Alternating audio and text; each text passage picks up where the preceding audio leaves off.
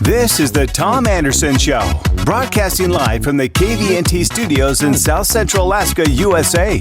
Live and local 7 to 9 a.m., Monday through Friday, right here on KVNT 1020 AM and 92.5 FM. Your best source for morning news, traffic, and weather.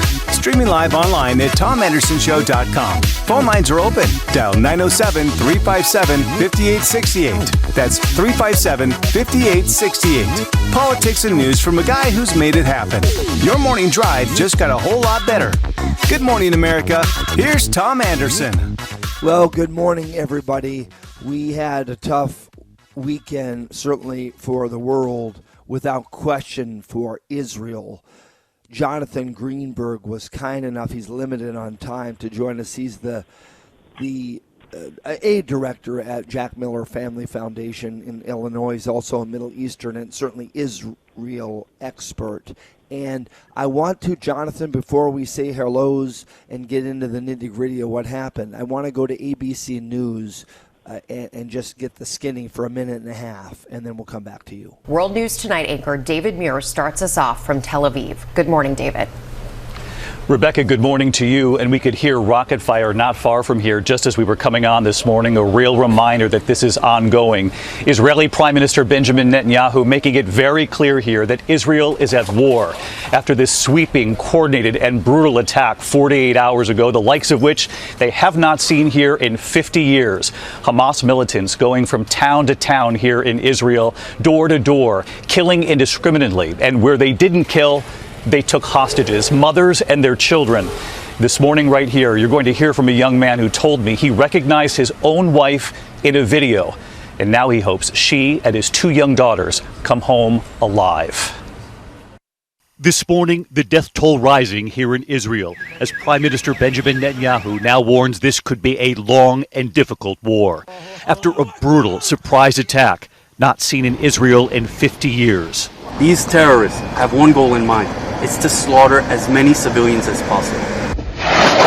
The crisis breaking out just after dawn Saturday, when a complex and highly coordinated attack by the militant group Hamas began an assault by land, sea, and air. More than 2,200 rockets firing into Israel, raining down on southern and central cities, with air raid sirens going off as far north as Tel Aviv. Shortly after, Hamas video showing armed militants storming blockaded areas of the Gaza Strip. Officials say once inside Israeli communities along the border, they started killing indiscriminately, leaving bodies in the streets. Some shot while sitting in their cars. There you go. Yeah, it's just off. At least 700 people have died. More than 2,300 others have been injured in Israel. So Jonathan Greenberg joins us last minute. Thank you, Jonathan. I'm sure this hits home for you over the weekend. What's your initial thought? Is it really the 9/11 of Israel, the Pearl Harbor of Israel, as Netanyahu said over the weekend? No, I think it's worse. In a lot of ways. So first of all, I went to bed early Friday. You might be able to hear. I have a cold. I've been fighting a cold for a while. I went to bed early Friday, and I didn't know this was happening until I got a call at 2 a.m. from my big brother because he heard from my niece, who is a combat infantry soldier in the IDF stationed on the Gaza border. Her base was overrun. She's safe now, but she was in the middle of this, and he was in full panic. And so it's the reason I say I think in a lot of ways it's worse is, first of all, just from a loss of life perspective. It's over 700 people dead now. It'll be over 1,000, I would guess, when this all is over. Proportionally, as a percentage of the Israeli population, that's far higher than the number of people killed in 9/11. Yeah. The other issue are the more than 100 people who were taken captive into Gaza. And I want you to imagine what would happen if that would correspond to thousands of Americans being taken hostage by Osama bin Laden. I mean, it's an unfathomable fate that none of us would wish on our worst enemy. Of course not. And let's talk about Hamas. BBC has some answers. People ask questions. I want to see if you're concurrent with their answer. BBC in United Kingdom.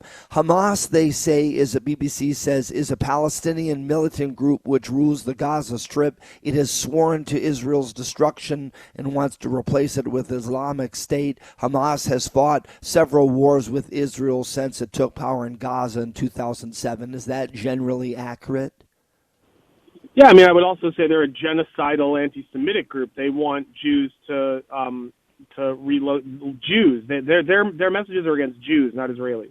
They have attacked a Jewish community center in Buenos Aires. They've attacked buses of Jewish tourists in Hungary. They want to kill Jews wherever we are. They would love for us to localize ourselves in Israel, so it makes it easier for them to kill us. But this is not about Israel. It's not about land or territory. It's an anti-Semitic fascination with murdering Jewish people. And it also states it's a designated terrorist group, certainly by Israel, the U.S., UK, EU. Now, how about Gaza Strip? The BBC says the Gaza Strip is 41 kilometers, 25 miles long, 10 kilometers wide territory between Israel, Egypt, and Mediterranean Sea. It's home to about 2.3 million people and has one of the highest population densities in the world. And Israel controls elements of that. That last part is nonsense. It is most definitely not one of the most densely populated places on Earth. Okay. It's just absurd. All you have to do is go there, and there's plenty of open space. Manhattan is one of the most densely populated places on Earth. Singapore is one of the most densely populated places on Earth. They always say this, and it's just ridiculous. It's not true. Okay. And then the one last one, BBC says, what is Palestine and what have these events got to do with it? It states the West Bank and Gaza, which are known as the Palestinian territories, as well as East Jerusalem and Israel, are all form part of land known as Palestine since Roman times. There were also lands of Jewish kingdoms in the Bible before that and are seen by Jews as their ancient homeland. And it says, it goes back a little historical. Is that pretty much Palestine, and that's where the beef goes historical?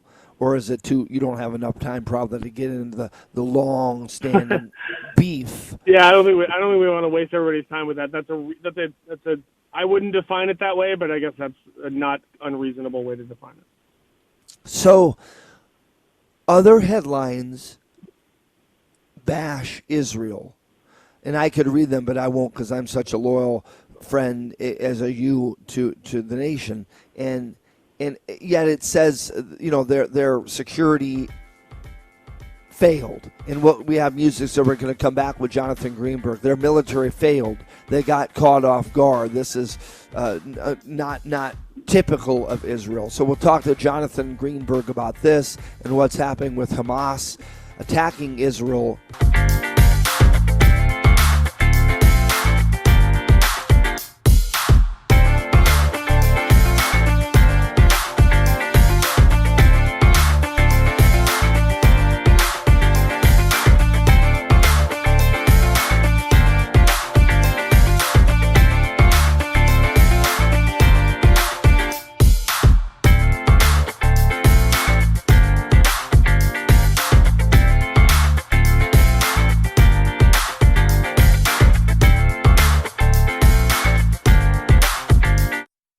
Do you want to get $10?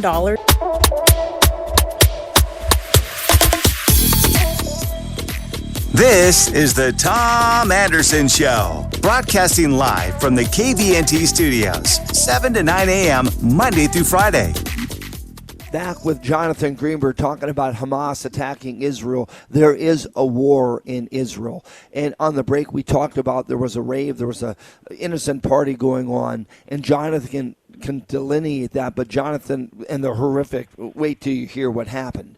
But also, Jonathan, I read in the Morning Brew, hackers target 23andMe. More than 7 million 23andMe customers were the victims of a data breach over the weekend, with the hackers specifically targeting users of Ashkenazi Jewish ancestry to give away their data, names, profile, maybe contact information. My God, is that just one sprinkle example of what you meant? It's going to get worse. I mean, who would even think of that?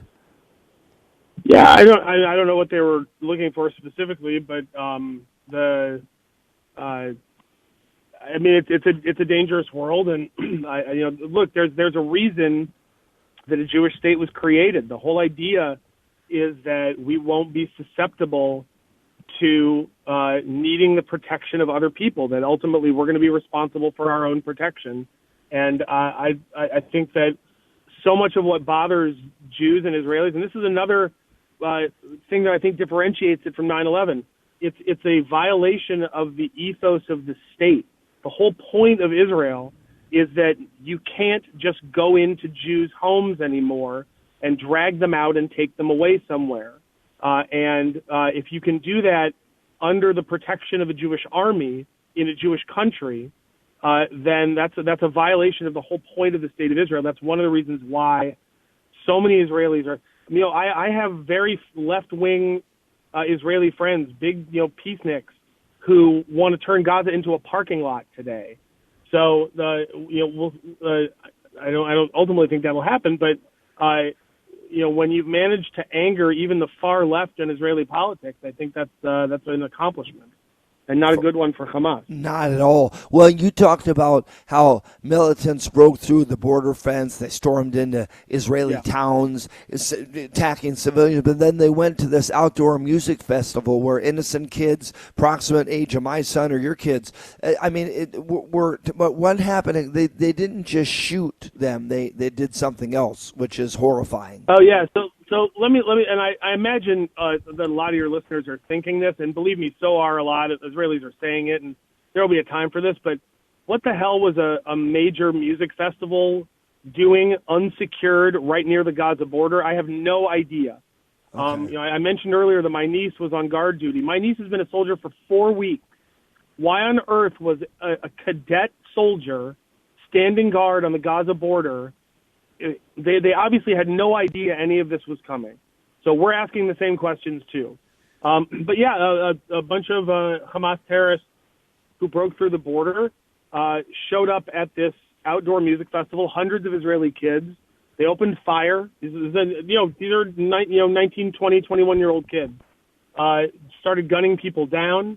And so there are more than 100 hostages that were taken to Gaza. They think somewhere in the neighborhood of 50 or 60 of them came from this music festival. And if you look at the posters of who's missing, it's almost exclusively pretty girls. And God only, I don't even want to think about what's happening to those girls. We know that there was a video, a well-circulated video on Twitter of a young woman, of her desecrated corpse being dragged around by Hamas terrorists. She had clearly been raped. The depravity, the barbarism, the medieval, disgusting animal behavior on display. There's no peace to be had with these people. There's no agreement that can be come to with these people. They must be destroyed.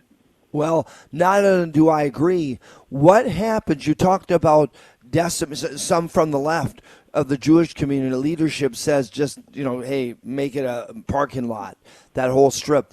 How is that done? Jonathan Greenberg, hypothetically, is made in charge of this when you're a father, loving father, you're a loving person, have rabbi credentials. I mean, you don't want to wipe out little kids in that area or mothers. How do they work that? Do they confine them, or what do they do? No, I do think, listen, I think that the only moral and strategically efficacious thing to do is to go into Gaza and destroy Hamas. Lots of innocent civilians will die when that happens, and lots of Israeli soldiers will die. It will be a major sacrifice of children on the part of the Israelis as well. And the moral fault for that is not Israel. The moral fault for that is Hamas. Yes, there will be a lot of Palestinian kids who are going to die, and it's awful. And none of them will die because Israel's trying to kill Palestinian kids, unlike what Hamas did. Yeah. They'll die because Hamas hides behind them, and Hamas makes Israel get through them in order to get to the terrorists. There's no choice at this point. There hasn't been a choice for a long time, by the way. This should have been done 20 years ago, and Israel decided to pass on the hard choice to do it. Hamas was a lot weaker then. Fewer people would have had to die, but they didn't want to do it because they didn't feel like they had to do it. Now I think they have to do it. By the way, it's the exact same thing that any American would demand if we were in the same situation. True. That doesn't mean that you don't care about civilian casualties. It doesn't mean you don't care about dead Palestinian kids. I certainly do. But it does mean that the moral fault for their deaths will lie with Hamas and not with Israel. You mean Nagasaki and Hiroshima? You're pointing things. There's a consequence for actions. Clearly, what do you think those bombs killed? Kids, civilians. So no, believe me, I get it. What about the accusations that, boy, it was Israel asleep at the watch? I know you can't in detail respond to that because you're not the head of the government or military, but what would you glean from that? Is that true? Would you say, no, this was calculated appropriately and it could have happened to anybody? I think that the fact that this music festival was taking place right on the border, the fact that cadet soldiers like my niece were on guard duty when it started clearly indicates that the Army had no idea anything was coming. And if they did know and they put my niece in that situation, I'm going to be angry for other reasons. Yeah, no, of course. Thank God she's okay. So well, what about Iran? Biden gives back all that money for the hostage, $7 billion. What was it? Almost $1 billion or more per hostage. Some are saying, well, of course, Iran's helping Hamas. They love it. They're cheering. They're scoundrels just as much as Hamas. Sorry, folks, but they are. And so, I mean, I say sorry. Probably 100% of the audience agrees, so I don't need to say sorry. But that we'll deal with that in other avenues, correct? Because, I mean, Israel isn't going to go to war with Iran, but all the world will deal with Iran separately, I hope. Well, look, I think that the leadership of Hamas hides out in Qatar and in Turkey, and I think that the Iranians are the primary sponsor financially of Hamas. They also provide a lot of other material support to Hamas. I'm sure they helped plan this, although we'll find out more in detail about that. Hamas has been thanking Iran for the last 2 days for all their help in doing it. The Biden administration says there's no evidence yet that Iran was directly involved. Yeah, except that Hamas has been thanking them. So I think those are all legitimate state targets. But I think Israel's going to focus its energy on Hamas and Gaza and probably not on those legitimate state targets. Well, and wrap up with Jonathan Greenberg. He has to bounce to a meeting, and I really appreciate the fact that you took the time to sneak us in. Last question. How do you see this play out in coming weeks? Again, I know you're not Nostradamus. You can't predict exactly what happens, but I would assume Israel's forces, Mossad, all their counterintelligence, they can come in there with a sweep pretty severely when they want, and that could be happening right now. Yeah, but I want to prepare people. The Hamas has made Gaza ready for that incursion. There will be a lot of dead Israeli soldiers, a lot. And they're ready for them. They're well armed. They're well equipped, and they'll be ready when the Israelis come. Now, I think the Israelis are much stronger. Obviously, they have air power, and they're also righteously angry now about the murders and kidnappings and rapes of their mothers and sisters and fathers and brothers. But I believe that the army. It looks like they're going to go in and destroy Hamas. It will not be a short fight. It will not be bloodless. A lot of innocent people in Gaza will die, and a lot of Israeli soldiers will die. And the U.S. has their armada. They have aircraft carrier, a whole contingency in the Mediterranean. So obviously, are you happy that Biden did that because he wasn't saying much early on? Yeah, I'm actually. So they moved the Gerald Ford carrier group further east in the Mediterranean. I think they mostly did that as a sign to Hezbollah and Lebanon to stay out of it, which so far hasn't worked. But I was grateful that he did that. And again, the trick there is you want to keep as many other people from acting up as possible so Israel can do what it needs to do in Gaza. Absolutely. You don't want to distract Israel's soldiers.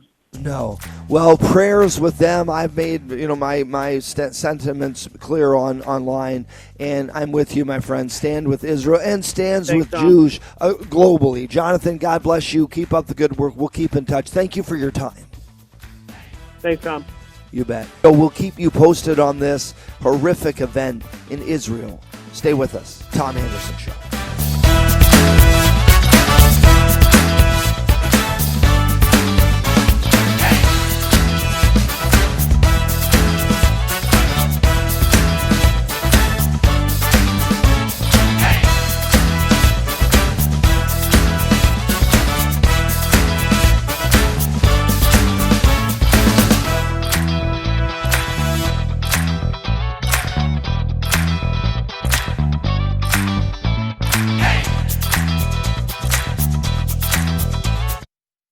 This is KVNT